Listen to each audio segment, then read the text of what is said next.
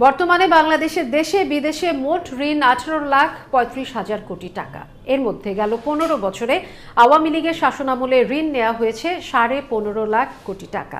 অর্থনীতিবিদরা বলছেন, ধার করে ঘি খাওয়ার নীতির কারণে একদিকে ঋণের বোঝা অস্বাভাবিকভাবে বেড়েছে, সাথে ইচ্ছে মতো প্রকল্প ব্যয় করায় লাগামহীন দুর্নীতি ও অর্থ পাচার হয়েছে।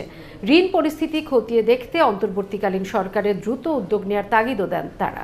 বিস্তারিত প্রতিবেদনে। উড়াল সড়ক, মেট্রো রেল, পদ্মা সেতু, কর্ণফুলী টানেল, ফ্লাইওভার সহ বেশ কিছু মেগা প্রকল্প হয়েছে বাংলাদেশে। রাজধানী সহ সারা দেশে যোগাযোগ ব্যবস্থার উন্নতি হয়েছে হাজার হাজার কোটি টাকার এসব প্রকল্প বাস্তবায়নে। কিন্তু শুরু থেকেই এসব মেগা প্রকল্পের অত্যাধিক ব্যয় নিয়ে দফায় দফায় প্রশ্ন তুলেছিল অর্থনীতিবিদ সহ গবেষকরা। কিন্তু তাতে কর্ণপাত করেনি সরকার। তাই তো ধার করে ঘি খাওয়ার নীতির কারণে